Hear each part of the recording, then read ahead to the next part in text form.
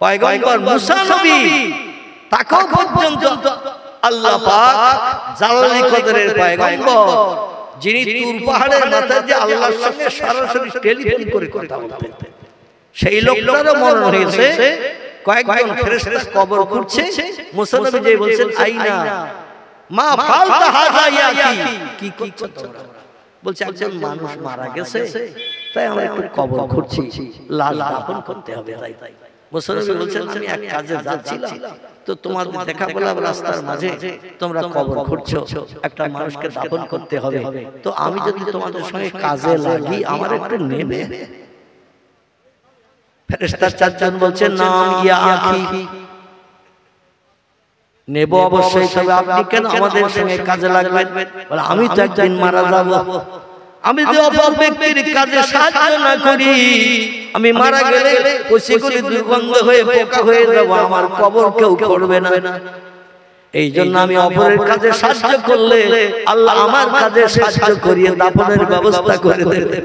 জোরে বলুন সুবহানাল্লাহ। সবাই বলল নাম ইয়া কি, তাহলে তুমি লেগে যাও। চারজন কবর খুঁড়ছিলাম, তুমি হলে পাঁচজন। আচ্ছা লোক বেশি হলে কাজ তাড়াতাড়ি হবে না দেরি হবে? কেউ মাটি কাটতেছে, ঝুড়ি ভরে দিচ্ছে, কেউ তুলে নিয়ে আবার ডাঙায় ফেলতেছে। লোক যত বেশি হবে কাজ তত তাড়াতাড়ি হবে। কবর খোঁড়া কমপ্লিট হয়ে গেছে। মুসা নবী উপরে দাঁড়িয়ে দাঁড়িয়ে দেখছে, ওরা বলছে মা তারা ইয়াকি, ও ভাই তুমি কি দেখছো কবরের ভিতরে? বলে আমি দেখছি এত সুন্দর কবর আমার নজরে কোনোদিন খোঁড়া আমি দেখিনি। কবর খুঁড়ছে কারা? কারা? ফেরেশতারা খুঁড়ছে কবর। এই কবর কি খারাপ হবে? কথা বলে এই কবর তো খারাপ হওয়ার কথা না। এত সুন্দর নিট করা দেওয়ালের মতো, আমাদের বাড়ির দেওয়াল নিট করি না, মেজে নিট করি, এই রং নিট করা দেওয়ালের মতো, মেজের মতো একেবারে সুন্দর দর্শনীয় কবর। মুসা নবী বলছেন আমার তো একদিন মরণ হবে, এই রকম কবর যদি আমার নসিবে জোটে, কবে কিয়ামত হবে জানি না, ততদিন এই রকম সুন্দর কবরে কিয়ামত অবধি আমি থাকার সুযোগ পাবো। জোরে বলুন সুবহানাল্লাহ। ওরা চারজন আর এক পাশে দাঁড়িয়ে কথা বলছে, চারজন একে অপরের সঙ্গে ফিসফিস করে কথা বলছে। মুসা নবী বললেন ইয়া কি, ও ভাইরা মাথা খুল, কি আলোচনা করছো তোমরা? আমি তো তোমাদের দলের লোক, পাঁচজন একসঙ্গে মিলে কবর করলাম, আর চারজন তোমরা আলাদা হয়ে কবরের পাশে গেলে, আর আমারে আলাদা এই পাশে রাখলে। কি আলোচনা করছো ফিসফাস করে? এ ওর কানে বলছো, ওর কানে বলছো, আমি তোমাদের তো সঙ্গী, আমারও একটু জানাও। ওরা চারজন বলছে আপনাকে না জানিয়ে আমরা আলোচনা করছিলাম, কারণ আপনারে জানানোর প্রয়োজন মনে করছিলাম না, তবে আপনি শুনবেন। ওসনে বলছেন নাম ইয়াকি, কি আলোচনা চলছে আপনাদের ভিতরে একটু আমরা শোনালে খুশি হই। বলছে ভাই যিনি মারা গেছে সেই লাশ, মৃত ব্যক্তি অনেক দূরে তার বাড়ি, আমরা তাড়াতাড়ি কোদাল করে যে কোনো জিনিস লাগে কবর করতে সব এনেছি, কিন্তু একটা ভুল করে এসেছি আমরা। বলে কি ভুল করে এসেছে? বলে ভুল বলতে লাশটার মাপ নিয়ে আসি, এখন কবর খোঁড়ার পর উপর থেকে দাঁড়িয়ে দেখছি লাশ বোধহয় ভেতরে ঢুকবে না, শর্ট হয়ে যাবে। উপর থেকে দাঁড়িয়ে দেখছি কবর বোধহয় ছোট হয়ে গেছে, মাপটা যদি নিয়ে আসতাম পা থেকে মাথা পর্যন্ত, তাহলে আমরা নিশ্চিন্ত মনে হতে পারতাম।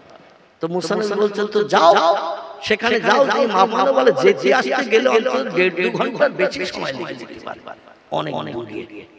এই জন্য চিন্তা করছি এত সময় লেট করবো। মুসা নবী বলছেন তাহলে তোমরা চারজন আলাদা আলোচনা করে কি সাব্যস্ত করেছো? বলে হুজুর একটা সাব্যস্ত করেছি, তবে বলতে ভয় হয়।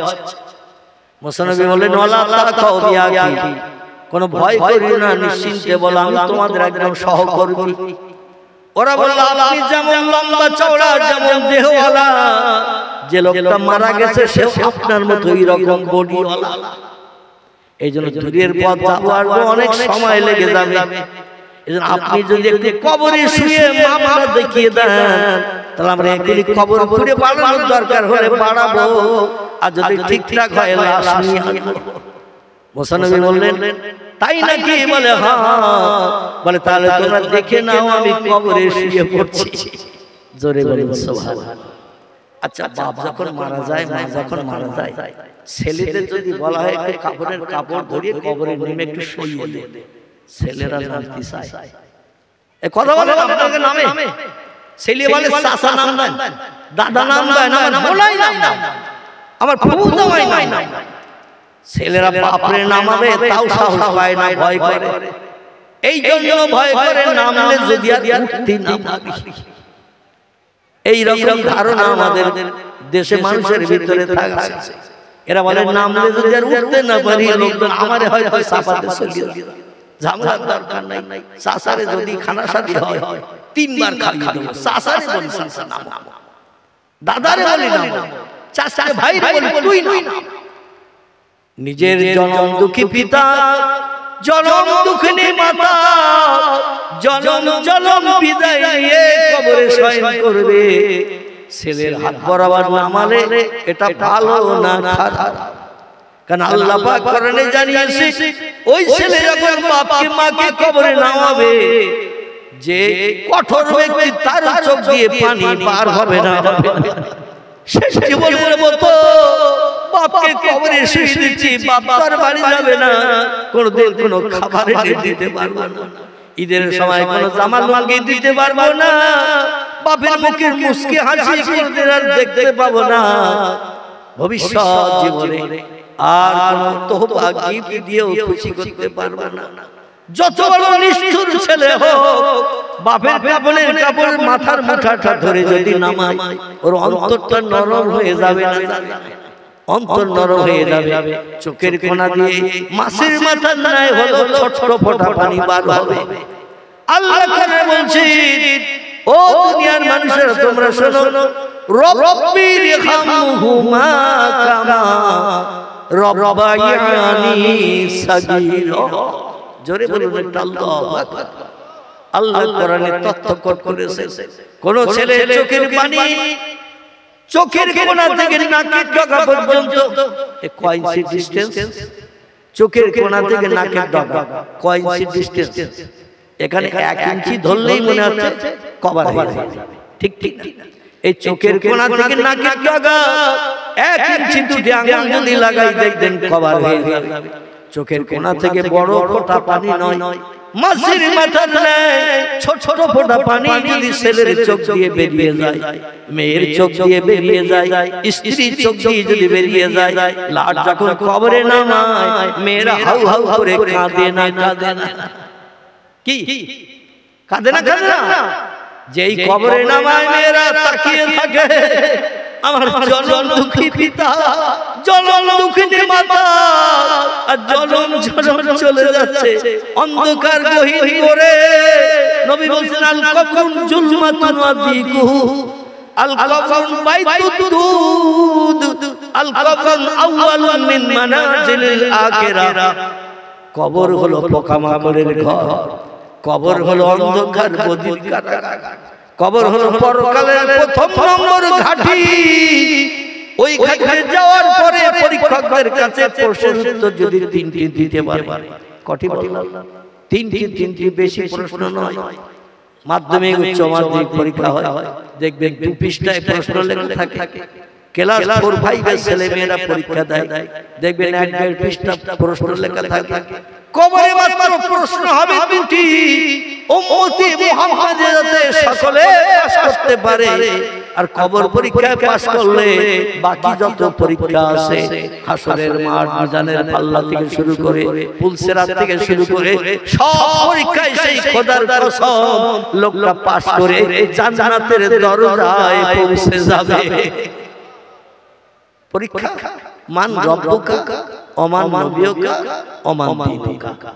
নবী বলছেন উত্তর কি দিতে হবে? স্কুলে পরীক্ষার হলে যখন ছেলেরা পরীক্ষা দিতে যায়, কোন প্রশ্ন পড়বে মাস্টাররা কি বলে দেয়? কথা বলে আন্দাজে পড়ে যেতে হয়। প্রশ্নকারীরা প্রশ্ন করে কড়া কড়া ভাবে যাতে সব উত্তর সহজভাবে দিতে না পারে। কিন্তু বই প্রথম থেকে শেষ পর্যন্ত পড়তে হবে, সে মতো জ্ঞান অর্জন করতে হবে, তাহলে সব প্রশ্নের উত্তর দেওয়া সম্ভব হবে। নবী বলেন আমার উম্মতেরা যাতে কেউ ফেল না করে, এই জন্য আমি প্রশ্ন আগে ফাঁস করে দিলাম, জোরে বলুন একটু সুবহান। আর একটু জোরে বলা যাবে না? নবী বলছেন প্রশ্ন ফাঁস করে দিলাম, কি প্রশ্ন হবে বলে দিলাম, উত্তর কথা একটু মুখস্থ করে নাও।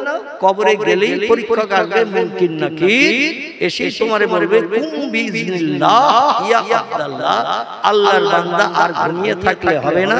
আজরাইল তোমারে ঘুম পাড়িয়ে রেখে গেছে তোমার আপন ঘরে, আর তোমার আপনজন ঘুম পাড়িয়ে রেখে গেছে বলে তোমারে গোসল করিয়ে কাফন পরিয়ে এই জেলখানার ভিতরে ঢুকিয়ে দিয়েছে। যে জেলখানা দরজাও নাই জানালাও নাই। আল কবরুন যুলমাতুন আদিকুহু, কবর হলো অন্ধকার গভীর কারাগার, এখানে কেউ কোনোদিন বাতি জ্বালাতে আসবে না। জোরে বলুন আমিন। নবী বলেন প্রশ্নের উত্তর করা শিখে নাও। আল্লাহু রাব্বি মুহাম্মাদুন নবিয়্যু ওয়াল ইসলামু দীনি, এই তিনটে কথা যদি বলতে পারো পরীক্ষায় তুমি ফার্স্ট ক্লাস পাস। জোরে বলুন সুবহানাল্লাহ। এই তিনটি উত্তর দিতে হবে। যখনই বলবে মান রব্বুকা, তোমার প্রভুকে, সঙ্গে সঙ্গে উত্তর ইংরেজিতে চলবে না, উর্দুতে চলবে না, ফার্সিতে চলবে না, গুজরাটি, পলি, মারাঠি, মালয়ালি কোনো ভাষায় চলবে না, বাংলায় চলবে না, ইংরেজিতে চলবে না, হিন্দিতে চলবে না। প্রশ্ন হবে আরবিতে, উত্তর দিতে হবে আরবিতে। এইজন্য আরবি ভাষা একটু শিখে যাওয়ার দরকার আছে না নাই? যারা আরবির ধারে পাশে যায় না, আরবি পড়ে না, এখানে একটা কোরআনিয়া মক্তব তৈরি হয়েছে। আমি এসেই দেখলাম এশার জামাতে নামাজ হচ্ছিল, আমি বাইরে চেয়ারে বসে বসে অপেক্ষা করছিলাম, বাইরে ঠান্ডায়। তারপর কর্তৃপক্ষরা ছেলে বলে হুজুর এখানে বাইরে ঠান্ডা না বসে চল পান্ডের ভিতরে যাই, নামাজ পড়া শেষ হবে বাবা। আমি বাড়ি থেকে এসার নামাজ আদায় করে 7টায় 15 নামাজ আদায় করে বেরিয়ে এসেছি। এই সামান্য দিঘির পাড়ারে আপনাদের ফিফা, খুব বেশি রাস্তা না, ও 4 চাকা গাড়িতে এসে রাস্তা কম বেশি ভালো।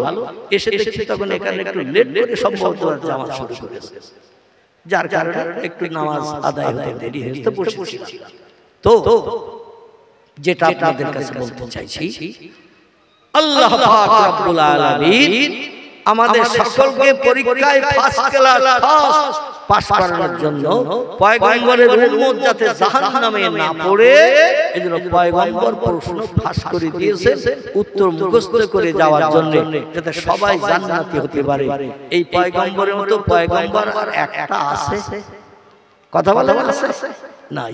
কিন্তু এই পয়গম্বর পৃথিবীতে এসেছিলেন ইব্রাহিম নবীর বড় বেটা ইসমাইলের বংশে। জোরে বলুন সুবহানাল্লাহ। আসুন এবার সেখানে আপনাদের নিয়ে যাই, একটু মহব্বতে কলেমার জিকির লা ইলাহা ইল্লাল্লাহ, লা ইলাহা ইল্লাল্লাহ, লা ইলাহা ইল্লাল্লাহ মুহাম্মাদুর রাসূলুল্লাহ। আসমান থেকে জমিন পর্যন্ত যতটা ফাঁকা, আর এত বড় একটা একবার কলেমা বলে এত বড় গাছ একটা বানিয়ে দেবে। জোরে বলুন সুবহানাল্লাহ। জমিনে গোড়া, আসমানে তার মাথা, এত বড় तमाम পৃথিবী ব্যাপী বেষ্টনী করে এই গাছটি দাঁড়িয়ে থাকবে। এটা হলো আপনার আমলনামার থলির সওয়াব। জোরে বলুন সুবহানাল্লাহ। তাহলে কলেমা পড়া ভালো না খারাপ? আর কলেমাই হলো ঈমানদারদের মূল মন্ত্র। আল্লাহ পাকের হাবিব সাল্লাল্লাহু আলাইহি ওয়াসাল্লাম বলেছেন, ঈমানদার আর বেঈমানদের ভিতরে পার্থক্য হলো বেঈমানেরা কলেমা পড়ে না। হিন্দু, জৈন, শিখ, ইহুদি, খ্রিস্টান, পৌল, ভিল, নাগা, খাসা, মুন্ডা, আর্য, অনার্য, আদিবাসী, সাঁওতালি এরা কেউ কলেমা পড়ে না, তাই তারা বেঈমান। আর মুসলমানেরা কলেমা পড়ে লা ইলাহা ইল্লাল্লাহ, এক আল্লাহ ছাড়া স্রষ্টা মাবুদ প্রভু আর কেউ নাই, আর মুহাম্মাদুর রাসূলুল্লাহ নবী মুহাম্মদ সাল্লাল্লাহু আলাইহি ওয়াসাল্লাম হলেন শেষ যুগের পয়গম্বর, মহামানব, প্রফেট, মেসেঞ্জার, পথ প্রদর্শক। জোরে বলুন একটু সুবহান। আমার ভাইরা, হযরত সারা স্বামীরে ডেকে বলেন, স্বামী আপনি মনক্ষুণ্ণ হবেন না, মনে দুঃখ মনে চেপে রাখবেন না, আমি আপনার জন্য বিয়ে করার অনুমতি দিলাম। পয়গম্বর ইব্রাহিম বলছেন, বিবি দুনিয়ার মেয়েরা সব জিনিসের ভাগ অপরকে দিতে চায়, একটা জিনিসের ভাগ কাউকে দিতে চায় না, সেটা হলো স্বামী। আমি আবার বিয়ে করলে তো তারে নিয়ে রাতের বেলা বিশ্রাম করবো, থাকবো, তারে নিয়ে গল্প গুজব করবো, জীবনের সব শান্তি মিটাবো। আর তুমি আলাদা এক ঘরে থাকবে, এটা তো কোনো মেয়ে চায় না। কিন্তু তুমি কেন অনুমতি দিলে? স্ত্রী বলে আমি আল্লাহর জাহান্নামের ভয় করি। জোরে বলুন একটু সুবহানাল্লাহ। পয়গম্বর ইব্রাহিম বললেন, বিবি রে, তুমি যখন অনুমতি দিলে আমার বিয়ে করার, তাহলে আমি কিন্তু নিজে দেখে মেয়ে বিয়ে করব না, ও মেয়ে চয়েস করার দায়িত্ব তোমার। জোরে বলুন একটু সুবহানাল্লাহ। তাহলে পয়গম্বরদের জ্ঞান সাধারণ মানুষের থেকে বেশি না কম? এই কথাটা বলতে যে আমি বলছিলাম আল্লাহর কোরআনের কথা, ওমা উতিতুম মিনাল ইলমি ইল্লা কালিলা। ও মানুষ, তোমাদের ব্রেন মগজে যত জ্ঞান, এই জ্ঞান হলো আমার জ্ঞানের কাছে সামান্যতম জ্ঞান। একটুখানি জ্ঞান তোমাদের মগজে দিয়েছি, তাই ভাঙিয়ে চুরিয়ে ক্যালকুলেটর মেশিন বানিয়েছো, রিমোট কন্ট্রোল বানিয়েছো, স্যাটেলাইট বানিয়েছো, ইন্টারনেট বানিয়েছো, উপগ্রহ বানিয়েছো, চন্দ্রযান বানিয়েছো, পাতালের বানিয়েছো, রেডিও, ভিডিও, ভিসিআর, এমনকি এমন একটা মেশিন বর্তমান একবিংশ শতাব্দীর যুগে বানিয়েছো, যার নাম হলো মোবাইল মেশিন। কি নাম? এই মোবাইল মেশিন তৈরি করার কারণে বড় বড় সিনেমা হলগুলো এখন ফাঁকা হয়ে গেছে।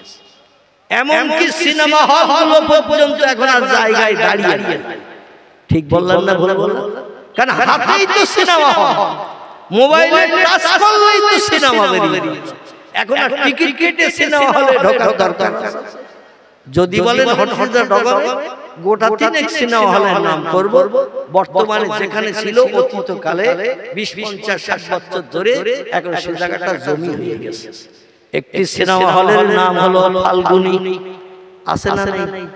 বসিরহাট মেন রোড দিয়ে বারাসাতে যেতে গেলে তিরমুনি পার হয়ে গেলে ডান পাশে ছিল ফাল্গুনী নাম লেখা। এ দেখতে কোনো অসুবিধা আছে না? নাম লেখা অসুবিধা নেই। কোনটা ভালো জায়গা, কোনটা মাদ্রাসা, কোনটা মসজিদ, কোনটা সিনেমা হল, চোখে দেখলে কোনো দোষ নাই। ফাল্গুনী সিনেমা হল নাম লেখা ছিল। আগামীকাল যে দেখবেন সে হলটা আছে কিনা। আছে, আছে। আল্লাহু আকবার। তাহলে আপনারাই প্রমাণ দিচ্ছেন যে ভেঙে দিয়েছে নাকি? বসিরহাট ময়লা খোলার কাছে একটা বড় সিনেমা হল ছিল, তার নাম ছিল দেবযানী। ঠিক বললাম না ভুল বললাম? আচ্ছা, ওটা আছে না নাই? নাই, সেটাও ভেঙে দিয়েছে। এই সিনেমা হল বানিয়েছিল যারা অক্ষয় করার জন্য। লোকজন আর আসে না, টিকিট কাটে না, কারণ প্রত্যেকের মোবাইলের ভিতরে তো মাল সব ভরা। বেকার কেন টিকিট কেটে পয়সা খরচ করব? একটা টাচ করলেই তো বেরিয়ে যাবে নায়ক নায়িকা, অভিনেতা অভিনেত্রী, হাজার ধরনের জিনিস দেখতে পাবো। যার কারণে দেবযানীও ভেঙে দিয়েছে। একটু সামনের দিকে এগিয়ে চলে, দেগঙ্গা বাজার নাম শুনেছেন? দেগঙ্গা বাজার, দেগঙ্গা বাজারের ডান পাশে একটা সিনেমা হল ছিল, সম্ভবত তার নাম ছিল তারা। কি নাম? তারা। সেটাও পর্যন্ত ভেঙে গুড়িয়ে দিয়ে নতুন বিল্ডিং বানাচ্ছে ব্যবসা করার জন্য। মানে এতে আর লাভ নাই, পট্টা নাই, এই জন্য ভেঙে দিয়ে নতুন করে বিল্ডিং বানানো। এরপরও আগামীতে আরো কত সিনেমা হল ভাঙা পড়বে তার ঠিক নাই। ঠিক বললাম না ভুল বললাম? বাংলাদেশে যশোরে একটা বড় সিনেমা হল আছে, আপনারা কম বেশি জানেন। আমি অদম 8-9 বছর বাংলাদেশে একটানা গিয়েছিলাম, এবং 64টা জেলার ভিতরে আল্লাহ অদমকে 52টার মতো জেলা আল্লাহ 9 বছরের ভিতরে অদমকে ঘোরানোর সুযোগ দিয়েছি। অদমকে ঘুরিয়েছিলেন, বাকি ছিল 12টার মতো। 64 থেকে 52 গেলে কত থাকে? 64 থেকে 52 গেলে 12 থাকে। এই 12টা জেলা আমার আর ঘোরা হয় নাই। মাঝখানে আল্লাহ কঠিন রোগ অদমকে দিয়েছিলেন। আপনারা কম বেশি মোবাইলের মাধ্যম দিয়ে ফেসবুকে দেখতে অনেকে পেয়েছেন, যাদের মোবাইল নাই খবর শুনে অনেকে বুঝেছেন। 3 বছর কঠিন রোগে আক্রান্ত ছিলাম। 3 বছর কাল, 2.5 বছর শুধু কলকাতায় একদিন বাদে একদিন আমাকে ডায়ালিসিস করতে যেতে হয়েছে। রক্ত শোধন করে পানি আলাদা করে রক্তগুলো আবার দেহের ভিতরে ঢুকানো, বাম হাতে চ্যানেল, গলায় চ্যানেল, বুকে চ্যানেল, এই 3 জায়গায় চ্যানেল করার পর 2.5 বছর হয়ে গেল। গেল। 3 বছর কঠিন রোগ আক্রান্ত ছিলাম। এমন কোন জায়গায় আমি যাই নাই যেখানে লোক তথ্য দিয়েছে অমুক জায়গায় যাও কিডনি রোগ সেরে যেতে পারে। প্রত্যেকটি মানুষের কথার মর্যাদা দিয়ে সব জায়গায় গিয়েছি। এমনকি জেনের আসরে যারা রোগী ট্রিটমেন্ট করে ওই যে আকারপুর সেখানে পর্যন্ত আমি গেছি, যে দেখি সব বেকার, কোনো লাভ নাই। শেষ পর্যন্ত ডাক্তারি ফর্মুলায় কিডনি ট্রান্সপ্লান্ট করলাম কলকাতা দেবী শেঠী হসপিটাল, মুকুন্দপুর। হসপিটালের নাম হলো আরএনটেগো। গত 18 জানুয়ারি 2024, এখন 2025 পড়েছে, মানে 1 বছর 1 মাসের 5 দিন 7 দিন হয়েছে আমার কিডনি ট্রান্সপ্লান্ট হয়েছে। পেটে এই পাঁজরের কাঠির কাছ থেকে একেবারে কুস্কি পর্যন্ত 21টা সেলাই, পুরো পেট ফেড়িয়ে একজনের পেট থেকে কিডনি কেটে নিয়ে আম গাছের কলম বাঁধা মতো আমার কিডনির গায়ে জড়িয়ে দিয়েছে। আমার যে 2টি কিডনি ছিল 2টাই ড্যামেজ। 24 ঘন্টায় 1 ফোঁটাও পেশাব হতো না। যা পানি খেতাম সব দেখে জমে যেত, হাত ফুলে যেত, মুখ ফুলে যেত, পা ফুলে যেত। তাই একদিন বাদে একদিন আমাকে কলকাতা যেতে গেছে। বাড়ি থেকে বেরিয়ে বাড়ি ফিরতে সময় লাগতো 9 ঘন্টা 9 ঘন্টা। কোনদিন 9 ঘন্টা, আর যেদিন রাস্তায় যানজট থাকতো, ঘটকপুকুর, ভোজের হাট, এরকম জায়গায় যানজট বেশি হয়, তো তখন 2-5-10 মিনিট একটু বেশি সময় লেগে যেত। 9.5 ঘন্টার কাছাকাছি সময় লেগে যেত একদিন বা একদিন ডায়ালিসিস করতে। অপারেশনের পরে সব নল টল সব খুলে দিয়েছে, সব খুলে দিয়ে এখন আমার আপনাদের মতো সাধারণ মানুষ বানিয়ে দিয়েছে। আমি গত কার্তিক মাসের 2 তারিখ থেকে টুকটাক একটু প্রোগ্রামে বার হচ্ছি, প্রতিদিন নয়, 2 দিন 1 দিন 3 দিন 4 দিন পর পর প্রোগ্রাম করছি। তবে এখন এই সামনে রমজান মাস আসতেছে, এই কারণে একটু জলসা, একটু চাপ পড়ে গেছে। গতকাল জলসা ছিল, আজকে এসে আগামীকাল সম্ভবত আপনাদের ওই ঝিঙ্কার পাশে কাছাকাছি ওখানে প্রোগ্রাম আছে। তো যাই হোক, যেটা বলতে চাচ্ছি, আল্লাহ আপনাদের মতো হাজার হাজার লক্ষ লক্ষ মানুষের খাস দোয়ার বরকতে আমার কিছু ভক্ত অনুরক্ত আছে, তার রাতের বেলা আমার ওয়াজ না শুনে ঘুমায় না। বালিশের পাশে মোবাইল ছেড়ে দিয়ে কোথায় রিয়াদ, কোথায় কুয়েত, কোথায় সৌদি আরব, কোথায় জেদ্দা, কোথায় মালয়েশিয়া, এই সমস্ত জায়গায় আমার ভক্তরা থাকে, কাজকর্ম করতে গেছে, তারা ব্যবসা বাণিজ্য করতে গেছে। তারা ফোন করে রাত 2, 2:30, 3টের সময়। ওদের কাছে তখন তো রাত না, ওদের কাছে দিন। তো ফোন করে বলে, হুজুর আপনার জন্য আমরা কেঁদে কেঁদে দোয়া করি, আপনার খুব ফ্যান, আমরা আপনার ওয়াজ শুনি। অধম, আমি এখানে আমার আত্মসম্মান মর্যাদার কথা বলতে চাচ্ছি না, খোদার কসম তারা যেটা বলে সেটাই বলছি। আপনাদের এলাকার কিছু মানুষ আমার ভক্ত আছে, তো তারা অধমের জন্য দোয়া করেছে। আল্লাহ বলছেন, ফালিয়াদহাকু কালিলা ওয়ালিয়াবকু কাসীরা। ও বান্দা বান্দীরা, আমার কাছ থেকে যদি কিছু পেতে চাও, সমস্যার সমাধান পেতে চাও, দুঃখ দুর্দশা নিবারণ করতে চাও, সংসারে উন্নতি পেতে চাও, রোগ বেমারি থেকে যদি নিষ্কৃতি পেতে চাও, 2টি কাজ একটু কম বেশি করে করে নাও। কটি বললাম? 2টি কাজ একটু কম বেশি করে নাও, তাহলে আমার রহমত, আমার করুণা, আমার দয়া তোমরা প্রাপ্ত হবে। আমি কোরআনের তত্ত্ব কোট করে দিলাম। কোরআনের কথা সত্য না মিথ্যা? কোরআনের কথাগুলো সত্য। আল্লাহ 2টি কাজ একটু কম বেশি করতে বলেছেন। কাজ 2টি কি একটু বলি না অন্যদিন এসে বলবো? হ্যাঁ, তাহলে তো আপনারা চালাক শ্রোতা দেখছি। বললেন হুজুর আরেকদিন আসবেন, সেই দিন বলবেন, তাহলে আরেকবার আসার সুযোগ হইতে পারে। কিন্তু আজকে একেবারেই আপনারা কমপ্লিট করে দেবেন। কোরআনের আয়াত যখন পড়েছি তত দুটো দিয়ে দিই। আল্লাহ বলেন, ফালিয়াদহাকু কালিলা, দুনিয়ায় হাসি তামাশা একটু কম কম করে করবে, হাসবে কম, ওয়ালিয়াবকু কাসীরা, আর চোখের পানি একটু বেশি বেশি করে ফেলবে। জোরে বলুন একটু সুবহান। আল্লাহ বলছেন, হাসো কম, কাঁদো বেশি।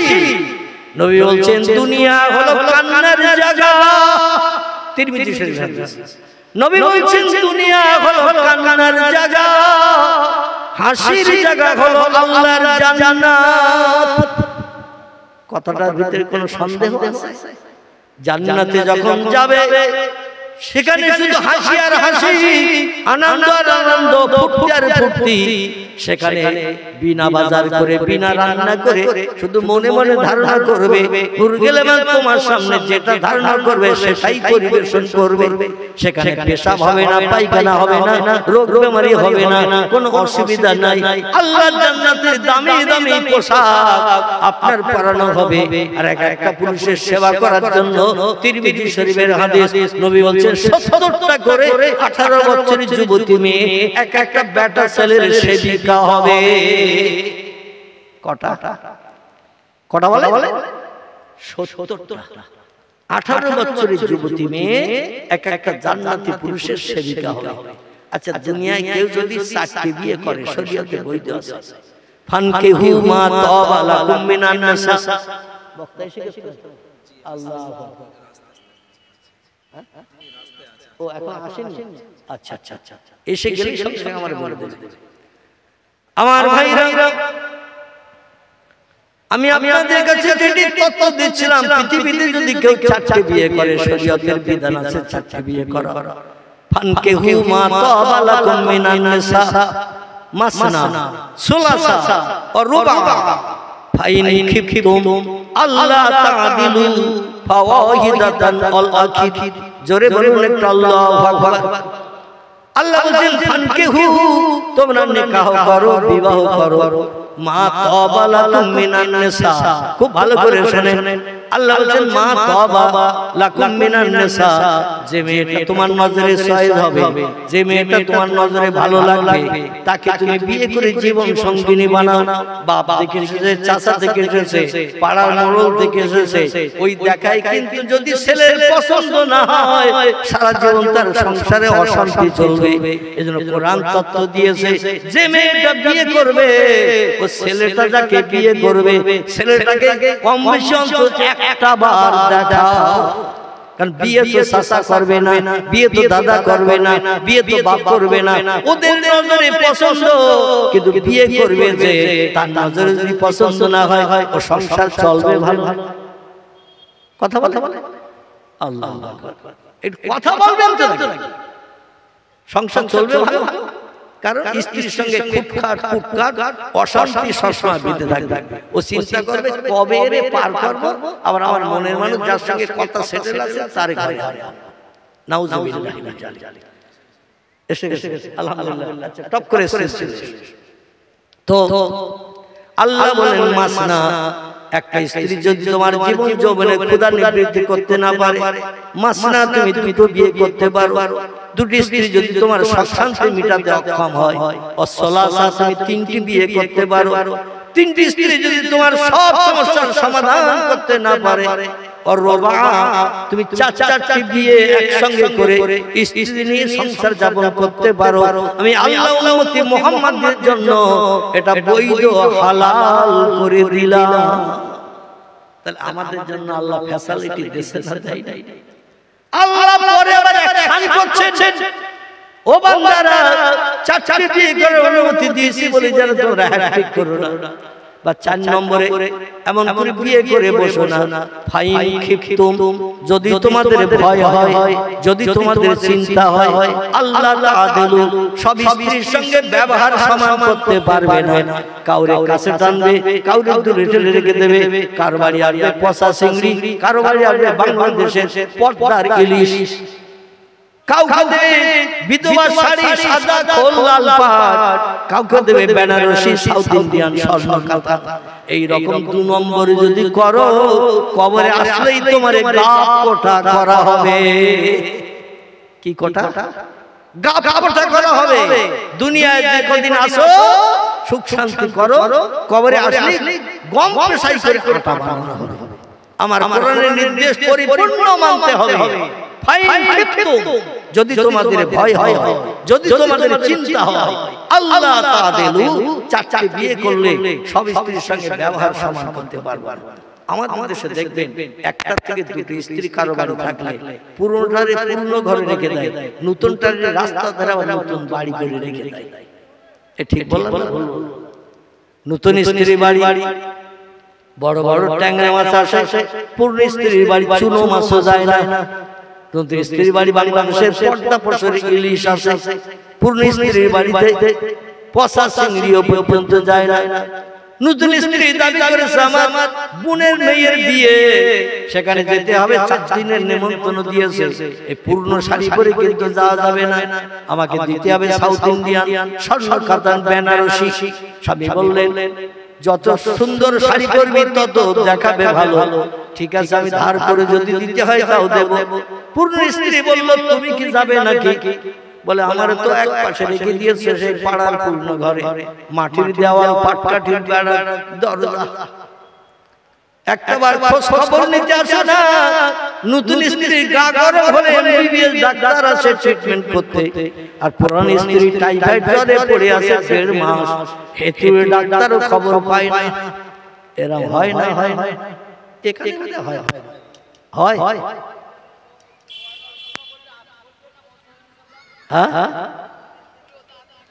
আচ্ছা এখন বলবো তো, পিছনে বক্তা আসছে, আচ্ছা দিচ্ছি ইনশাআল্লাহ, ধরে দিয়েছেন যখন কিছু তথ্য দিচ্ছি।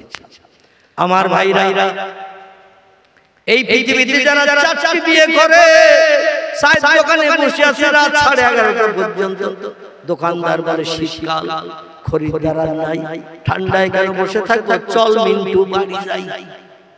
মিন্টু চল বাড়ি যাই, রাত 11:30 বেজে গেছে আর খরিদ্দার নাই, বেকার ঠান্ডায় বসে থেকে লাভ নাই, চল বাড়ি যাই।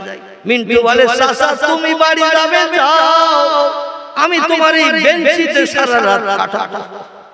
চাচা বলে কি রে, এক বলতে আমাদের একটা বউ, তাই মাঝে মাঝে চিন্তা হয় বউটা কি করছে বাড়িতে, মন আনচান করে, বউটার একটু থেকে আসতে পারলে হতো, কিন্তু খরিদ্দারের ভিড়ে যাওয়া হয় না।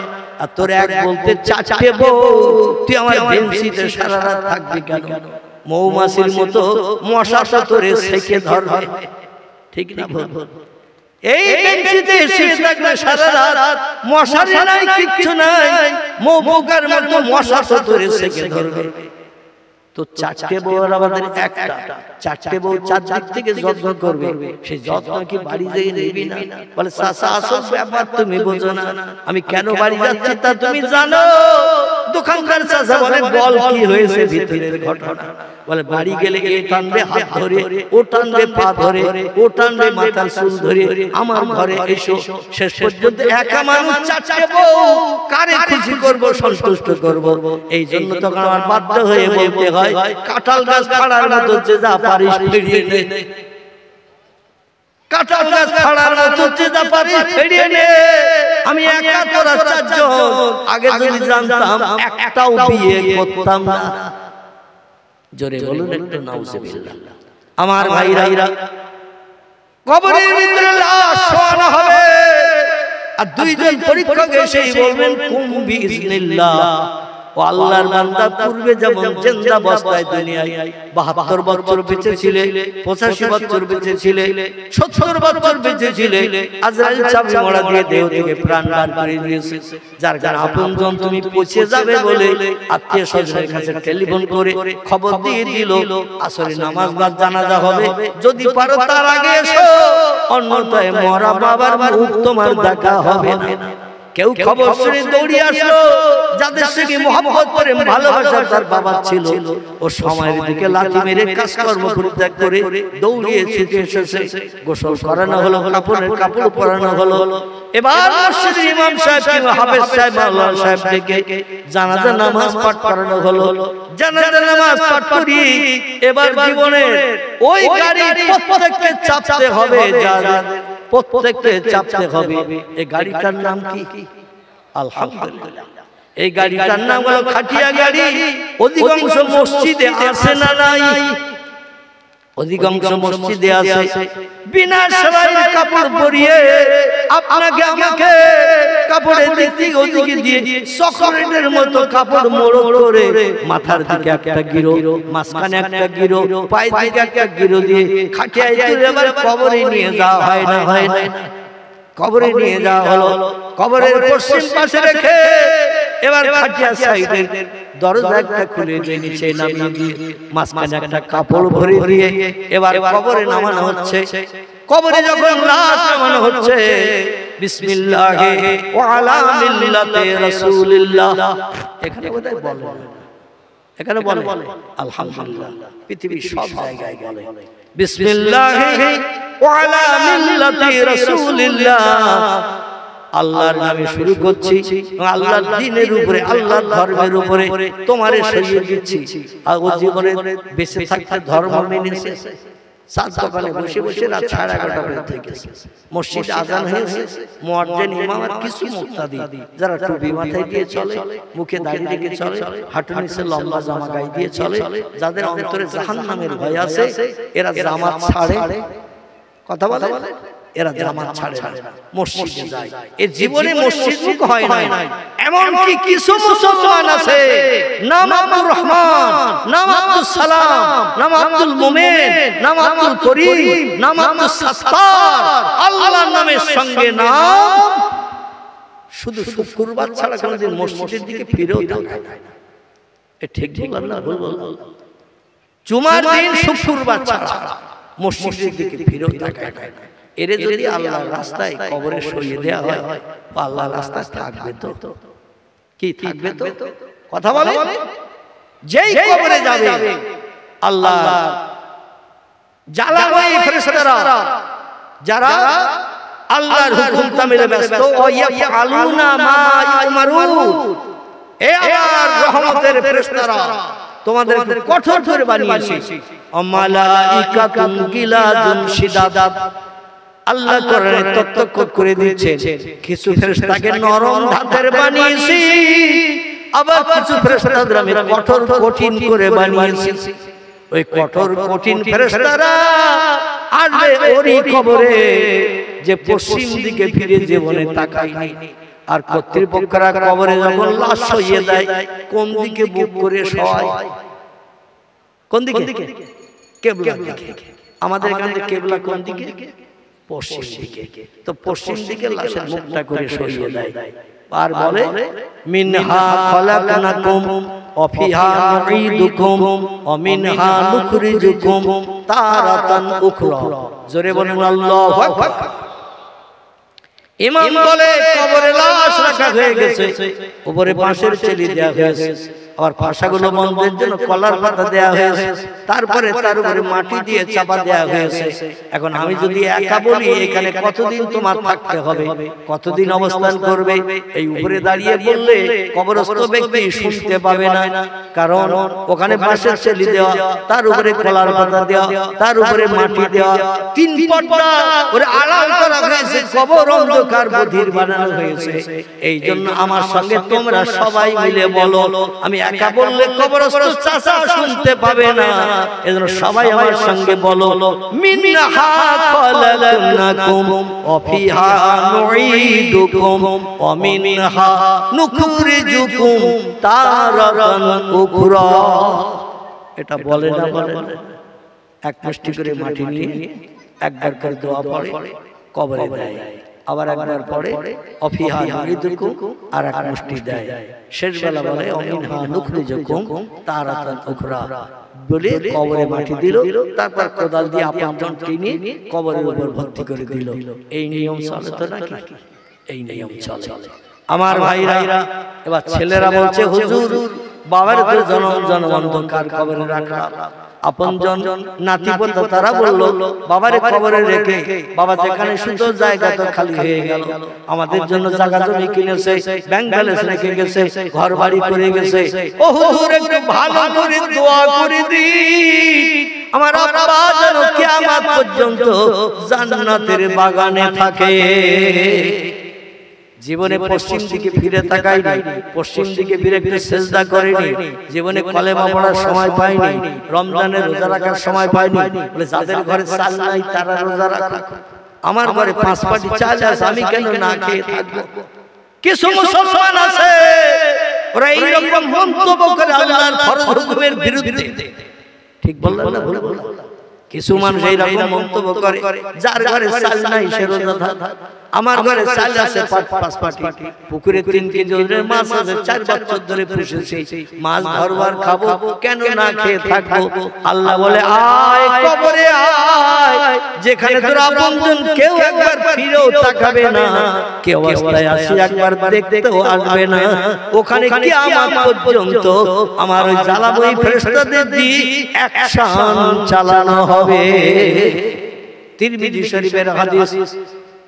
আপনজন লাশকে দাফন করে 40 কদম, পায়ের এক ধাপকে 1 কদম বলা হয়, 40 কদম ধাপ কেটে যখন বাড়ির দিকে আসবে, আচ্ছা কবরে কবরস্থ ব্যক্তিকে কবর দিয়ে সবাই থাকে না বাড়ি যায়?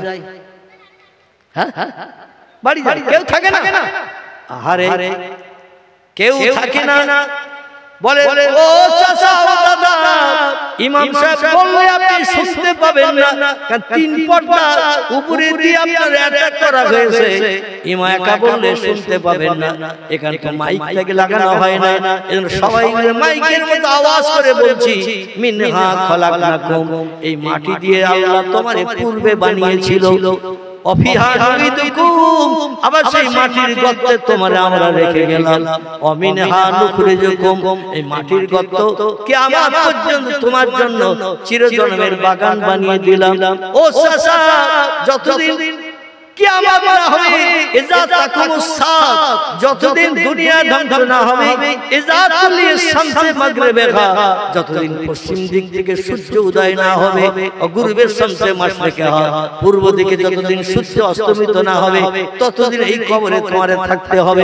তবে শোনো, অমিনহা নুখরিজুকুম তারাতান উখরা, কবর থেকে সব মানুষ যেদিন উপরে উঠবে, সেদিন তুমি দেখতে পাবে তোমাকেও কবর থেকে উঠতে হবে। চিরস্থায়ী বসবাসের জায়গা কবর নয়, কিয়ামত পর্যন্ত অবস্থানের জায়গা। আল্লাহ এখান থেকে সব ব্যক্তিকে জিন্দা করে উঠাবে।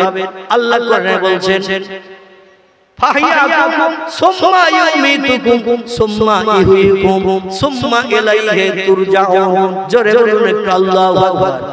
আল্লাহ যে ও বান্দারা, তোমার বাপ মায়ের সঙ্গে যখন তোমার বিয়ে হয়নি, কোথায় ছিলে তুমি আবুল কালাম, কোথায় ছিলে তুমি আব্দুর রহমান, কোথায় ছিলে তুমি মিন্টু পিন্টু, তোমাদের নাম নিশানা গন্ধ, বাপ মায়ের যখন বিয়ে হয়নি, পৃথিবীর বিজ্ঞান দর্শন ইঞ্জিনিয়ার কেউ তথ্য দিতে পারবে না ছিলে কোথায় তুমি, আমি আল্লাহ ওটা জানি। ফাহিয়াকুম, স্বামী স্ত্রীর মিলনে এক ফোঁটা নাপাক দুর্গন্ধ পচাবানের মাধ্যম দিয়ে মায়ের হেবের ভিতরে তোমার স্ট্রাকচার বানিয়েছে। 9 মাস 10 দিন সময় দিয়ে দেহটা পরিপূর্ণ করে এক নিকৃষ্ট জায়গা দিয়ে, দুর্গন্ধ পচা জায়গা দিয়ে আমি আল্লাহ দুনিয়ার মুখ তোমারে দেখিয়েছি। ফাহিয়াকুম, এবং শুধু দেখাই নাই, জিন্দা করে মায়ের উদর থেকে তোমারে পৃথিবীর মুখ দেখিয়েছে। ও বান্দা, এই পৃথিবী তোমার চিরস্থায়ী বসবাসের জায়গা নয়। সুম্মা ইউমিতুকুম, আবার একদিন তোমার মরণ ঘটানো হবে আজরাইল দিয়ে। কারে দিয়ে? আজরাইল দিয়ে তোমার মরণ ঘটানো হবে। সব সৃষ্টি প্রাণরাশির দায়িত্ব আমি আজরাইলকে দিয়েছি, কারণ ওর মনটা একটু কঠোর, ওর মনটা একটু শক্ত। এই জন্য কোন মানুষের প্রাণরাশ করতে গেলে মানুষেরা কাঁদে, মাথা চুল ছেড়ে হাউ হাউ করে, ও কোনো কিছুই দেখবে না, কারো দিকে দয়া করে তার বাপের মারে ছেড়ে দিয়ে যাবে না, যখন যাবে চাবি মোড়া দেবে। তার একটু কঠোর করে বানিয়েছি, এই জন্য যে জিবরিল আমিন পৃথিবীতে গেল মাটি আনতে, মাটির কান্নার দিকে ফিরে গেল। মিকাইল পৃথিবীতে গেল মাটি আনতে, মাটির কান্নার দিকে ফিরে গেল। ইসরাফিল পৃথিবীতে গেল মাটি আনতে, আদমের স্ট্রাকচার বডি বানানোর জন্য। ইসরাফিল মাটির কান্নার দিকে ফিরে চলে গেল। মাটি বলল, তোমাদের কোনো অন্যায় করিনি, তোমাদের কোনো ক্ষতি করিনি, তোমার সঙ্গে শত্রুতা করিনি, তোমার কোনো মালমাত্তা আত্মসাৎ করিনি, আমার কেন কষ্ট দেবে? এই তামাম পৃথিবীর জমিন আমার বডি, যেখান থেকে ছিঁড়ে নেবে আমার কষ্ট লাগবে। ঠিক না ভুল? আমাদের টোটাল বডি যে কোনো জায়গা থেকে এক খামসা কেটে নিলে কষ্ট লাগবে না? লাগবে না? দরদ লাগবে না লাগবে না? মাটি বলে আমার দরদ লাগবে, তোমার কোনো ক্ষতি করি না, আমার ক্ষতি করিও না। সব ফেরেশতা মাটির কান্না দেখে ফিরে চলে গেল আসমানে। আল্লাহ বলেন আমার হুকুম তামিল করেছো? ওরা বলে লা ইয়া রব্বি, পারি নাই। মাটির কান্না দেখে মনে দয়া হলো, ফিরে চলে এসেছে। আল্লাহ বলে আমার শক্তি মেটবে না, ও আজরাইল মালিকুল মউত, তুমি কি পারবে পৃথিবী থেকে এক খামসা মাটি আনতে? কারণ জিনেরা আমার ইবাদত করে না পৃথিবীতে, এই জন্য আমি জিনের ইবাদত আর পছন্দ করি না। মারামারি কাটাকাটি অশান্তি করে, রক্তক্ষয়ী সংগ্রাম করে, এমন করে তারা হিংসা বিদ্বেষ করে, একে অপরের ক্ষতি করে, কত জিনেদের প্রাণ নাশ করে, এমন কি তারা ব্যভিচার পর্যন্ত করে। যেমন জিনেরা এখনো পৃথিবীর মানুষের সঙ্গে আসর করে, এদের ইজ্জত লুণ্ঠন করে, বেহুশ করে দিয়ে। জোরে বলুন একটু নাউজুবিল্লাহ। আল্লাহ বলেন জিনের ইবাদত আমি আর চাই না, জিন পাঠিয়ে আমার বেকার হয়ে গেছে, তো আমি কাদা মাটি দিয়ে একটা সৃষ্টি বানাবো, তারা আমার ইবাদত করে খুশি করবে, দুনিয়া বানানোর সার্থকতা দান করবে। ফেরেশতারা বলল ক্বালু ইয়াসতাকুদ্দিমা ওয়া নাহনু নুসাব্বিহু বিহামদিকা ওয়া নুকাদ্দিসু লাক। ও আল্লাহ যদি একটু অনুমতি দেন কিছু বলি। আল্লাহ বলেন নাম ইয়া আইয়ুহাল মালায়েকা, কি বলতে চাও বলো না। ফেরেশতারা বলে আল্লাহ জিনেদের মতো মানুষ বানিয়ে যখন পৃথিবীতে ওরা মারামারি করবে, কাটাকাটি করবে, অশান্তি করবে, মানুষ মানুষের মার্ডার করবে, ওরা ব্যভিচারী করবে, চরিত্র নষ্ট করবে, আর পৃথিবীতে রক্তক্ষয়ী সংগ্রাম করে পৃথিবী এমন করে ওরা উজাড় করে ফেলবে, ধূলিসাৎ করে ফেলবে, আপনার সম্মান ওরা দেবে না। আল্লাহ সেদিন বললেন ফেরেশতারা ক্বালা ইন্নী আ'লামু মা লা তা'লামুন। জোরে বলুন আল্লাহু আকবার। এই ফেরেশতারা জিনেদের আদর্শ চরিত্র দেখে তোমরা মানুষেরা তাই করবে। তবে শোনো, আমি যা জানি তোমরা তা জানো না। তোমরা বলছো মানুষেরা ইবাদত করবে না, জিনেদের মতো চরিত্র তৈরি করবে, আর আমি তোমাদের চোখে আঙুল দিয়ে দেখিয়ে দেব মানুষ আমার ইবাদত করবে। জোরে বলুন সুবহান। আচ্ছা, রমজান মাসে আমরা যখন রোজা রেখে সন্ধ্যাবেলা ইফতার করি না, সন্ধ্যাবেলা তিরমিজি শরীফে হাদিস নবী বলছেন আল্লাহ ওই সময় ওই যারা বলেছিল মানুষেরা জিনেদের মতো অশান্তি করবে, পৃথিবীতে অশান্তি বাঁধাবে, রক্তক্ষয়ী সংগ্রাম বাঁধাবে, রমজান মাসে মানুষেরা রোজা রেখে সন্ধ্যাবেলা ইফতারের প্লেট নিয়ে যখন বসে, আল্লাহ বলে ইয়া আইয়ুহাল মালায়েকা মা তারা ইলা দুনিয়া, পৃথিবীর দিকে একটু ফিরে তাকাও। ফেরেশতারা নজর করবে, করে দেখবে সব টুপি মাথায় দিয়ে, কারবার মুখে দাড়ি আছে, কারবার নাই, পায়জামা পাঞ্জাবি পরিধান করে, লুঙ্গি পরিধান করে সব ইফতারের প্লেট নিয়ে সামনে বসে আছে না নেই? এই ইফতার 10 মিনিট আগে সব ইফতারের প্লেট নিয়ে বসে, প্লেট নিয়ে আল্লাহ বলে দেখ তোরা বলেছিলি মানুষ আমার ইবাদত করবে না, এখন ওরা কারা বসে আছে ইফতারের প্লেট নিয়ে। ফেরেশতারা লজ্জায় পড়ে বলে আল্লাহ ওরা হলো ইনসান, ওরা হলো মানুষ বসে আছে। বলে কি উদ্দেশ্যে? বলে আপনার ইবাদতের উদ্দেশ্যে। আল্লাহ বলেন সামনে কি? বলে প্লেটে ইফতারি আছে, ও গেলাসে, বলে গেলাসে পানি আছে। আল্লাহ বলেন এই এক্ষুনি ওরা পানি গেলাস ধরে খেতে পারে না। বলছে আল্লাহ সামনে তো পানি গেলাস, আর পিপাসা তো লেগেছে, সারাদিন পানি পান করেনি, কলিজা পর্যন্ত শুকিয়ে যাচ্ছে বৈশাখ জ্যৈষ্ঠের গরমে, কিন্তু ওরা পানি পান করেনি, রেখে দিয়েছে। আল্লাহ বলছে কেন রেখেছে? বলে এখনো মাগরিবের আযান হয়নি, তাই। জোরে বলুন একটু সুবহানাল্লাহ। আল্লাহ বলবেন মাগরিবের আযান ধ্বনি হয়নি, মাঝে মাঝে ঘড়ির দিকে তাকাচ্ছে না, বলে নাম ইয়া রব্বি, ঘড়ির দিকে তাকাচ্ছে, বলে বাকি ক মিনিট? বলে বাকি 5 মিনিট। তো 5 মিনিট জঠর জ্বালা নিবারণ করে পিপাসায় মত্ত থেকে ওই 5 মিনিটের অপেক্ষায় চুপ করে পানি নিয়ে বসে আছে। যে প্লেট আছে ইফতারের প্লেট, ওতে শাক আলু থাকে, তরমুজ থাকে, পাকা পিবেও থাকে, সলাও থাকে, শসাও থাকে, থাকে না? থাকে না? ইচ্ছা করলে বান্দারা ওদের হাত কি প্যারালাইজড, ফেরেশতা বলে লা ইয়া রাব্বি, ওদের হাত ভালো, বলে ইচ্ছা করলে দুটো একটা তুলো খেতে পারত, অন্তত তরমুজ খেলে পিপাসাও মিটত, ক্ষুধাও মিটত, পরে আবার মুয়াজ্জিন আযান দিলে খেতে পারত, খায় না কেন বল? ফেরেশতারা তখন বাধ্য হয়ে বলবেন আল্লাহ ওরা খাচ্ছে না, এখনো টাইম হয় নাই, তাই। আল্লাহ বলে তাহলে বান্দারা কার হুকুম পালন করছে? বলে আপনার হুকুম।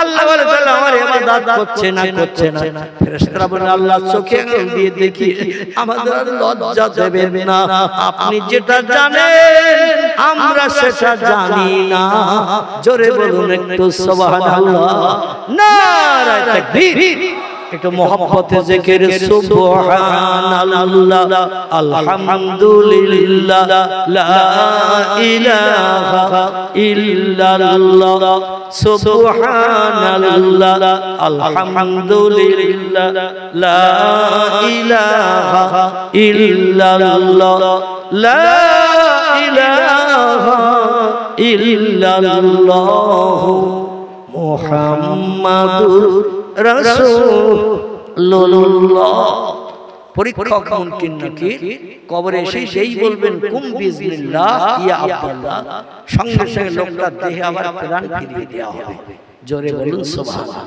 কে দেবে আল্লাহ ওরা বলবেন আল্লাহর হুকুমে তুমি জিন্দা হও ওদের নিজেদের হুকুম না ওরা বলবে কুম বিজনিল্লাহ ইয়া আব্দুল্লাহ আল্লাহর বান্দা আপনি জিন্দা হয়ে যান আল্লাহর হুকুমে সঙ্গে সঙ্গে মরা মানুষ জিন্দা হবে বিশ্বাস হয় আপনাদের যে লোকটি বলবে আমার বিশ্বাস হয় না কুচি গলি মাটির সঙ্গে মিশে যায় লোকটা সঙ্গে সঙ্গে কাফের হয়ে যাবে কি হবে কাফের হবে কারণ আল্লাহ বলেন সুম্মা ইউমিতুকুম জিন্দার পরে তোমাদের মরণ করা হবে আর মরণ না করলে তো আপনজন কবরে দেবে না আর কবরে দেওয়ার পরেই কিন্তু অ্যাকশন শুরু হবে আল্লাহ ফের বলছেন সুম্মা ইউমিতুকুম ওই মরণের পরে কবরে দিল আর জিন্দা হবে না এটা যেন ধারণা করিও না আমি কোরআনে সূরা বাকারায় তত্ত্ব দিলাম সুম্মা ইহয়িকুম আবার তোমাদের কবরে জিন্দা করা হবে আর অতদিন কবরে জিন্দা থাকবে সুম্মা ইলাইহি তুরজাউন যতদিন অপর ব্যক্তিকে কবর থেকে না বার করা হবে সবাইকে যেদিন কবর থেকে বার করব তুমিও সলিমউদ্দিন সেদিন কবর থেকে বেরিয়ে যাবে বেরিয়ে শুধু দৌড়াতে থাকবে পশ্চিম দিকে কোন দিকে পশ্চিম দিকে দৌড়াতে থাকবে আল্লাহ পাক একটি জায়গা বানাবেন হিসাব নিকাশের জায়গা এই জায়গাটির নাম বলা হয়েছে আরাফাত কি নাম আরাফাত নামে একটি জায়গা মক্কার কাবা শরীফ থেকে দক্ষিণ পূর্ব দিকে 14.5 কিলোমিটার রাস্তা এই জায়গাটির নাম হলো আরাফাত 9 জিলহজ যেদিন तमाम পৃথিবীর সব দেশের মুসলমানদের নিয়ে হজের নামাজ পড়ানো হয় লক্ষ লক্ষ মানুষ 25-30 লক্ষ মানুষ একসঙ্গে জামাতে নামাজ পড়ে আরাফাতের মাঠটা এত বড় যদি মানুষের সংকুলান না হয় বহু মানুষের সমাগম হয়েছে পৃথিবীর 57টির মতো মুসলিমদের বিদ্যমান সব দেশ থেকে 2000 5000 10000 বাংলাদেশ থেকে 20-30-40,000 মানুষ যায় আমাদের পশ্চিম বাংলাতেও 20-30,000 করে যায় এই রকম মুসলিম দেশ যেগুলো আছে শুধু মুসলমান সে দেশ থেকে বেশি বেশি মানুষ যায় মানুষের যদি জায়গা না ধরে আল্লাহ বলে বান্দারা জায়গা চিন্তা করে আমার আরাফাতে আসার পরিত্যাগ করিও না তোমরা গাডা টানলে যেমন লম্বা হয় গাডার চাম গাডা টানলে যেমন লম্বা হয় আরাফাতের মাঠ আমি কোন শব্দ ব্যবহার করে টেনে লম্বা করে দেব এই মাঠ কিয়ামত পর্যন্ত কোন দেশের মানুষ ভরাট করতে পারবে না তবে নাসাই শরীফের হাদিস আল্লাহ নবী সাল্লাল্লাহু আলাইহি ওয়াসাল্লাম জানিয়েছেন সিরিয়ার প্যালেস্টাইন বলে একটি জায়গা আছে সিরিয়ার দেশ এই সিরিয়ার দেশে প্যালেস্টাইন বলে একটি জায়গা আছে এই জায়গাটায় একটা ইবাদতের ঘর আছে ঘরটির নাম হলো বাইতুল মুকাদ্দাস কি নাম বললাম বাইতুল মুকাদ্দাস যে ইবাদতের ঘরকে আরবি ভাষায় বলা হয় মসজিদ এই বাইতুল মুকাদ্দাস নামক মসজিদটা ভিত গড়েছিলেন পয়গম্বর দাউদ নবী আর বাকি কাজ গম্বুজ টম্বুজ দিয়ে শেষ করেছিলেন পয়গম্বর তার কনিষ্ঠ বেটা সুলাইমান এই মসজিদে একসঙ্গে জামাতে নামাজ পড়তে পারে 1,75,000 মানুষ আপনাদের মসজিদের থেকে মসজিদ ছোট ছোট নাকি হ্যাঁ বলে 1,75,000 মানুষ এই মসজিদে জামাতে নামাজ পড়ার সুযোগ পায় বর্তমানে এই মসজিদটা ইসরায়েলের ইহুদিরা দখল করে নিয়েছে যারা 1 কোটিও পুরো নয় 80-82 লক্ষের মতো মানুষ ইসরায়েলের দেশে বাস করে, কিন্তু তারা মুসলমানদের কাছ থেকে মসজিদ কেড়ে নিয়ে নিয়েছে। আর ওদের হেল্প করছে, সাহায্য করছে যারা পৃথিবীর 2-3টি বেঈমান দেশ। একটি দেশের নাম যুক্তরাষ্ট্র আমেরিকা, একটি দেশের নাম ব্রিটেন ইংল্যান্ড, একটি দেশের নাম জাপান, একটি দেশের নাম জার্মান। এই সমস্ত দেশগুলো অগ্নিয়াস্ত্র দিয়ে, বিভিন্ন বিমান বোমা দিয়ে, বিমান দিয়ে, রকেট দিয়ে সাহায্য করছে। আর মুসলমানদের উপরে মুহুর্মুহুর বোমা নিক্ষেপ করছে ইসরায়েলেরা। বাইতুল মুকাদ্দাস তো কেড়ে নিয়েছে, পার্শ্ববর্তী গাজা ভূখণ্ডের জমিনগুলো কেড়ে নিয়ে ওদের করায়ত্ত করার জন্য বর্তমানে শুনলে বড় কষ্ট পাবে। এই বাইতুল মুকাদ্দাস মসজিদ দাউদ পয়গম্বর থেকে ঈসা রুহুল্লাহ পর্যন্ত মুসলমানদের হাতে ছিল। জোরে বলুন একটু সুবহানাল্লাহ। তো ইহুদিরা বন্ধুদের সাহায্য পাওয়ার কারণে মুসলমানদের একেবারে কোণঠাসা করে মসজিদটা দখল করে নিয়েছে। বর্তমান পৃথিবীতে 57টির মতো মুসলিমদের বিদ্যমান। কোন দেশের রাষ্ট্রনেতা, কোন দেশের প্রধানমন্ত্রী একটু নাকে কাটিয়ে দেওয়া হচ্ছে না, আসলে বড় দাদার খপ্পরে পড়ে যাব। বড় দাদা হলো আমেরিকা। আমেরিকা আমাদের উপরে হুকুম জারি করবে, আমাদের সাহায্য করতে বিরত হবে, আমাদের সঙ্গে শত্রুতা করবে, যেমন গাজা ভূখণ্ডের উপরে করছে। স্বাস্থ্য সহযোগিতা আমেরিকা হচ্ছে 57টির মতো মুসলিম দেশ থাকা সত্ত্বেও কোন দেশের রাষ্ট্র নেতারা, কোন প্রধানমন্ত্রীর রাষ্ট্রীয় ক্ষমতাবান মানুষেরা কেউ কোনো মন্তব্য করে না। এই মসজিদে ইহুদিরা বর্তমানে মদ ঢেলে বসে বসে বাইতুল মুকাদ্দাসে খাচ্ছে। জোরে বলুন একটু নাউজুবিল্লাহ। শুধু তাই নয়, এই মসজিদের ভিতরে যুবতী মেয়েদের নিয়ে নাচ ডান্স দিয়ে, গান গেয়ে আনন্দ ফুর্তি করছে। শুধু তাই নয়, এই মসজিদের ভিতরে ইহুদিরা মুসলমানদের কাছ থেকে কেড়ে নিয়ে ওরা আমার ভাইরা মদ ঢেলে ঢেলে খাচ্ছে, শুকর লালন পালন করছে। শুকর নিয়েও মসজিদের ভিতরে ওরা লালন পালন করছে। ওদের বিরুদ্ধে কারো কিছু বলার ক্ষমতা নাই, বললেই বিপদে পড়বে, এটা মানুষের ধারণা। আসলে আমাদের ঈমান কমজোরি হয়ে গেছে, পৃথিবীর মানুষের ভয় করি। আল্লাহ বলেন ভয় করো আমাকে, অত্তাকুল্লাহ, তোমরা ভয় করো কেবল আমাকে, পৃথিবীর আর কাউকে ভয় করতে হবে না। কিন্তু দুনিয়ার সব দেশের মুসলমানেরা আজ দোজখে মার্কা হয়ে যাওয়ার কারণে ওই প্যালেস্টাইনের গাজা ভূখণ্ডের মুসলমানেরা কষ্ট পাচ্ছে। পয়গম্বর মুহাম্মদ রাসূলুল্লাহ যেদিন মেরাজে আল্লাহর সঙ্গে দিদার করতে গিয়েছিলেন, এই মসজিদে 2 রাকাত নামাজ পড়েছিলেন। আদম নবী থেকে ঈসা রুহুল্লাহ পর্যন্ত সব পয়গম্বর নবীর পিছনে ইক্তেদা করে নামাজ পড়েছিল। হাদিসের বিশেষে ফাজানাল মুয়াজ্জিন সুম্মা সাল্লা রাকাতাইনি ইমামান। জোরে বলুন একটু আল্লাহু আকবার। নবী বললেন জিবরিল জামাতে নামাজ পড়তে গেলে তো আযান দিতে হয়, কে আযান দেবে, কোন নবী দেবে? জিবরিল বললেন ইয়া রাসূলুল্লাহ, আমি আপনার সহসঙ্গী আল্লাহর দরবারে নিয়ে যাব, এইজন্য মর্যাদাটা আমাকে দিন। আমি সঙ্গে আযান ধ্বনি দিচ্ছি বাইতুল মুকাদ্দাসে। রাত্র দুপুরের পরে জিবরিল আযান দিল। পয়গম্বর মুহাম্মদ রাসূলুল্লাহকে জিবরিল বললেন আপনি ছাড়া ইমামতির যোগ্যতা আজকের এই রাতে কারো নাই। আজকের ইমাম হবে আপনি, সব পয়গম্বর আপনার মুক্তাদি হবে। কারণ কোন পয়গম্বর হাসরের মাঠে কারো কোনো উপকার করতে পারবেন না, উপকার কেবল আপনি করবেন। তা আপনার পিছনে ইক্তেদা করে আপনার মুসল্লি সব পয়গম্বর বনে যাচ্ছে। জোরে বলুন একটু সুবহানাল্লাহ। পয়গম্বর মুহাম্মদ রাসূলুল্লাহ বলছেন বাইতুল মুকাদ্দাসের সামনে আল্লাহ আরশ কুরসি নামিয়ে নিয়ে আসবেন। আরশ কুরসি সপ্তম আসমানের উপরে, সিদরাতুল মুনতাহার উপরে আল্লাহ যেখানে আরশ কুরসি রেখেছেন, ওইখান থেকে আরশ কুরসি নামিয়ে নিয়ে আসবেন বাইতুল মুকাদ্দাসের সামনে। সিরিয়ার প্যালেস্টাইনের জেরুজালেমের বাইতুল মুকাদ্দাসের সামনে আরশ কুরসি নেমে আসবে গ্যাস বেলুনে। যদি গ্যাস পুড়িয়ে দেওয়া হয়, বেলুনটা নিচে যাবে না উপরে উঠবে? বেলুনের ভিতরে গ্যাস দিয়ে যদি ছেড়ে দেওয়া হয় তো নিচে যাবে না উপরে উঠবে? উপরে উঠবে। গ্যাস বেলুন ছেড়ে দিলেই যেমন উপরে ওঠে, আল্লাহ পাক আরশ কুরসি নামিয়ে নিয়ে এসে বাইতুল মুকাদ্দাসের সামনে শূন্যে ভাসিয়ে রেখে দেবেন। জোরে বলুন একটু সুবহানাল্লাহ। আর এই আরশ কুরসির নিচে 4টি দলের মানুষ জায়গা পাবে। কটি বললাম? চারটি দলের মানুষ জায়গা পাবে।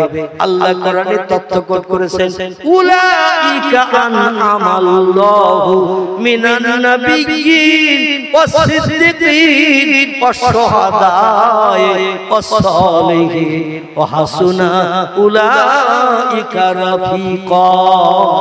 জোরে বলুন আল্লাহু আকবার। আরেকটু জোরে বলুন আল্লাহ।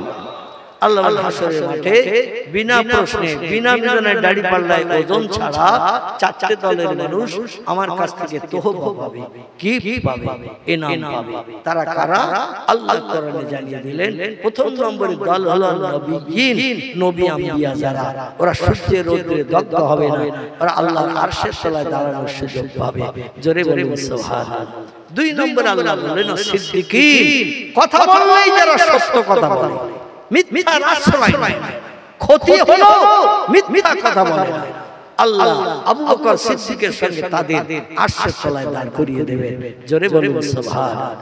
তিন নম্বরে ওয়াশ-শুহাদা, আল্লাহ বলেন যারা বিবি বাচ্চার মায়া ছেড়ে আমার দ্বীন প্রতিষ্ঠার জন্য, মসজিদ রক্ষার জন্য, মাদ্রাসা রক্ষার জন্য, ধর্ম রক্ষা করতে যে বিধর্মীদের হাতে যদি প্রাণ চলে যায়, আমার দরবারে তারা শহীদান হিসাবে মর্যাদা পাবে।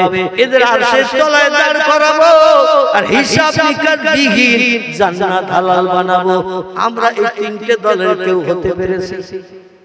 একটা হলো নবী, আমরা ভবিষ্যতে কেউ নবী হতে পারবো। দুই নম্বরে সত্যবাদী, আমরা কথা বলতে যেই ঘুরি ঘুরি মিথ্যা কথা বলি।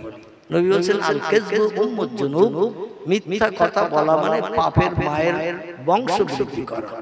মায়েরা যেমন সংসার করে স্বামী স্ত্রী মিলনে বংশ বৃদ্ধি করে, ছেলে হয় মেয়ে হয়, বংশ বৃদ্ধি হয়। তো যে লোকটা মিথ্যা কথা বলেও পাপের বংশ বৃদ্ধি করে। আর তিরমিজি শরীফের হাদিস, নবী বলেছেন একটা বার মিথ্যা কথা বললে একটানা 40 দিন তার কোন ইবাদত বندگی কবুল হয় না। জোরে বলুন সুবহানাল্লাহ। এই জন্য আমরা মিথ্যা থেকে দূরে সরে থাকার চেষ্টা করব।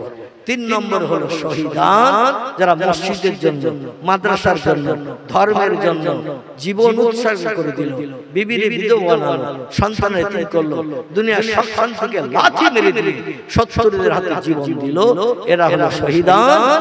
এরা হাসরের মাঠে আল্লাহর আরশের তলায় ছায়া পাবে। তাহলে বাকি আছে কটা? একটা।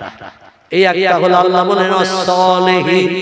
খুব ভালো করে শুনেন, আল্লাহ বলেন আস-সালিহিন। চার নম্বর হলো যারা নেককার, সৎকার, ভালো ভালো কাজ যারা করেছে, কোরআন হাদিসের মাপকাঠি যারা চলেছে, এরাও হাসরের মাঠে আমার কাছ থেকে পুরস্কার পাবে। এরা হলো ওলি আউলিয়ার দল। ওলি শব্দটি হলো আরবি ভাষা, এর বাংলা অর্থ হলো আল্লাহর বন্ধু। ফার্সি ভাষায় যারে বলা হয় দোস্ত, ইংরেজিতে যারে বলা হয় ফ্রেন্ড, বাংলায় যারে বলা হয় বন্ধু। আল্লাহর সঙ্গে যারা বন্ধুত্ব গাঢ়তর করলো, আল্লাহর সঙ্গে যারা দোস্তি গাঢ়তর করলো, আল্লাহর হুকুমের মান্যতা দিয়ে চললো, হুকুমের একটা খেলাফ করেনি, আল্লাহ তাদেরও আরশের তলায় ছায়া দেবেন। আমরা যদি সে আমলটা করতে পারি, তাহলে আমরাও 50,000 বছরের লম্বা দিন আমরা আরশের তলায় দাঁড়ানোর সুযোগ পাবো। জোরে বলুন আমিন। উলাইকা হাসুনা রাফিকা ওয়া হাসুনা উলাইকা রাফিকা। আল্লাহ বলেন এই চারটি দলের মানুষ হলো আমার বন্ধু। আল্লাহ যেন শেষ দল আমাদের গণার তৌফিক দান করেন। সে দলের মানুষ বলে আমরা জানো এই পৃথিবী থেকে বিদায় হতে পারি, সৎ আমল, ভালো আমল, ভালো কাজ আমরা যেন করতে পারি। আল্লাহ আবার চারি চক্ষের মিলন ঘটালে, আবার কিছু বলার তৌফিক দিলে ইনশাআল্লাহ বাকি আলোচনা অনেক রয়ে গেছে, সেগুলো আবার আপনাদের কাছে পরিবেশন করার চেষ্টা করব। দেখতে দেখতে আমার ভাইরা 2.5 ঘন্টার কাছাকাছি হয়ে গেছে, 5 মিনিট বাকি। বক্তা এসেছে কই?